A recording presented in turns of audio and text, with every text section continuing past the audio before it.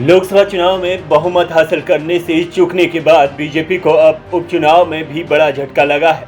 7 राज्यों की 13 सीटों पर हुए उपचुनाव में एक बार फिर इंडिया गठबंधन का डंका बजा है। विपक्षी एकता की नींव ने बीजेपी के सभी समीकरणों को बिगाड़ कर रख दिया है।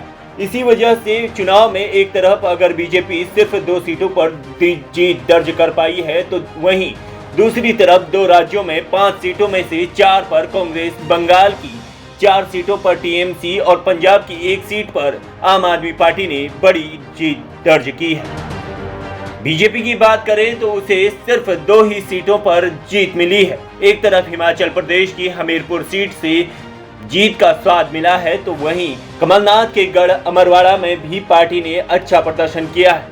अगर मोटा मोटा समझा जाए तो 7 राज्यों की 13 सीटों में इंडिया गठबंधन एनडीए पर पूरी तरह से भारी पड़ा है और उसने 10 सीटें हासिल की हैं। बिहार की रुपौली एकलौती ऐसी सीट है जहां पर दोनों इंडिया और बीजेपी को बड़ा झटका लगा है और निर्दलीय उम्मीदवार ने यहां पर जीत दर्ज की है। अगर हम बंगाल की तरफ चलें तो यह अब नतीजे बीजेपी के लिए किसी बुरे सपने से जैसे है। बड़ी बात यह है कि पश्चिम बंगाल में पिछले कई सालों से विस्तार की कोशिश कर रही है और खुद को एक प्रमुख विपक्षी दल के रूप में उसे स्थापित किया है। वहां इस बार अपनी जीती हुई 3 सीटों पर पार्टी हार चुकी है और ममता दीदी का मैजिक सिर चढ़कर बोल रहा है। उपचुनाव के नतीजे से वैसे तो कई संदेश निकल रहे हैं, लेकिन एक संदेश ऐसा भी है जो पिछले कई चुनाव में पहले भी देखने को मिला है, लेकिन किसी भी पार्टी ने इसे ज्यादा महत्व नहीं दिया। एक बार फिर जनता ने दल बदलू नेताओं को सिर से खारिज कर दिया है। दल बदलू पड़ गए हैं भारी। बड़ी बात यह है कि जो 5 दल बदलू नेता इस बार उपचुनाव में हारे हैं, उनमें से 4 तो बीजेपी की तरफ से थे। इसी कड़ी में सबसे पहले नाम आता है होशियार सिंह का, जिन्होंने 2022 के विधानसभा चुनाव में देहरा सीट पर बतौर निर्दलीय जीत दर्ज की थी, लेकिन 2024 के मार्च में सबसे बड़ा सियासी खेल हुआ था और होशियार सिंह ने बीजेपी का दामन थाम लिया था। इस बार बीजेपी की बड़ी उम्मीद थी कि उपचुनाव में होशियार सिंह बड़ी जीत दर्ज करेंगे, लेकिन उन्हें बड़ी हार का सामना करना पड़ा था। माना जा रहा है कि बीजेपी के बड़े पद की वजह से उन्होंने पार्टी ज्वाइन की थी, लेकिन उनकी विधायकी भी हाथ से छिन चुकी है। उत्तराखंड में बीजेपी के साथ बड़ा खेल हो गया। बड़ी बात यह है कि देहरा सीट पर अगर होशियार सिंह की हार हुई है, तो वहीं मुख्यमंत्री सुखविंदर सिंह सुक्खू की पत्नी कमलेश ठाकुर ने एक आसान जीत दर्ज की है। देहरा की तरह हिमाचल प्रदेश की नालागढ़ सीट पर भी बीजेपी की दल बदलू प्रत्याशी उतारने का नुकसान भुगतना पड़ा है। असल में बीजेपी की तरफ से उनके एल ठाकुर को मैदान में उतारा था, जो 2022 में निर्दलीय उम्मीदवार जीत गए थे, लेकिन मार्च में उन्होंने भी बीजेपी का दामन थाम लिया था।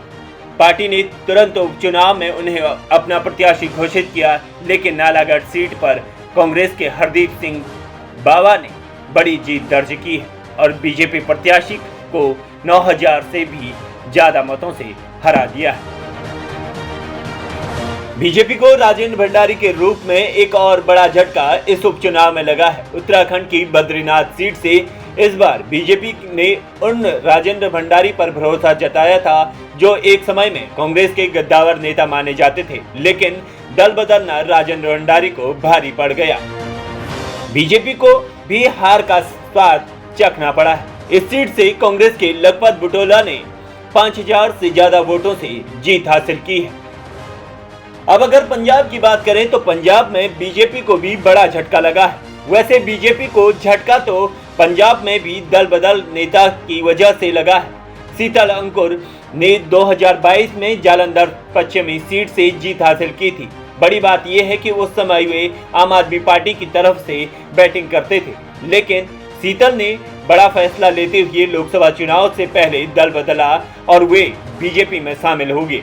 पहले जानकार कह रहे थे कि इतने बड़े नेता बीजेपी में जाना पंजाब के अंदर पार्टी के पक्ष में कुछ माहौल बना सकता है, लेकिन उपचुनाव के नतीजे बताते हैं कि यह दावा पूरी तरह उल्टा साबित हो गया। आम आदमी पार्टी के महेंद्र पाल भगत ने भी इस सीट से उपचुनाव में बड़ी जीत हासिल की है। अब बीजेपी को तो दल बदलू नेताओं की वजह से झटका ही लगा है। बिहार में बीमा भारती को भी इसी श्रेणी में रखा जा सकता है।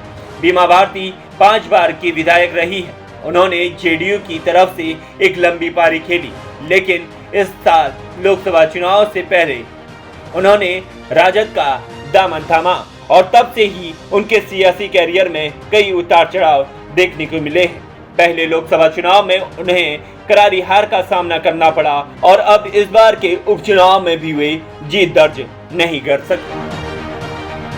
अब अगर स्थानीय मुद्दों की बात करें तो स्थानीय मुद्दे हावी रहे या फिर नहीं। वैसे अगर दल बदलू नेताओं ने सभी पार्टी को बड़ा संदेश देने का काम किया है, अगर ध्यान से देखा जाए तो स्थानीय मुद्दों ने भी एक निर्णायक भूमिका इस उपचुनाव में निभाई है। कई ऐसी सीटें रही जहां पर चेहरों से भी ज्यादा बड़े वो मुद्दे बन गए जिनके आधार पर जनता ने वोट किया। इसका सबसे बड़ा उदाहरण देवभूमि उत्तराखंड में देखने को मिला है, जहां पर भाजपा ने कांग्रेस के हाथों 2 सीटें गंवा दी। जानकार मानते हैं कि बद्रीनाथ में बीजेपी के हारने के कई कारण हैं। ऑल वेदर रोड जैसी विकास परियोजनाओं की चर्चा की पार्टी ने कई मौकों पर की, लेकिन ऐसा लग रहा था कि जमीन पर जनता ने इस योजना के खिलाफ अपना वोट डाला है। इसी तरह कई विकास प्रोजेक्ट के लिए जिस तरह देवभूमि में पेड़ों को काटा गया और उनका विरोध देखने को मिला, उसका झटका भी बीजेपी को लगा है। वैसे इंडिया गठबंधन के लिए इस उपचुनाव में कई बड़े संदेश छिपे हुए हैं। लोकसभा चुनाव में विपक्षी एकता की वजह से ही बीजेपी ने इस बार बहुमत हासिल नहीं कर पाई थी।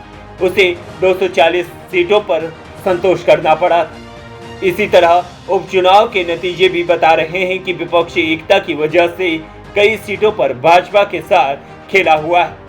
ऐसे में आने वाले कई चुनाव में अगर विपक्षी एकता इसी तरह कायम रहती है तो बीजेपी की राह और कठिन हो जाएगी और आने वाले दिनों में विपक्ष के अच्छे दिन आ जाएंगे।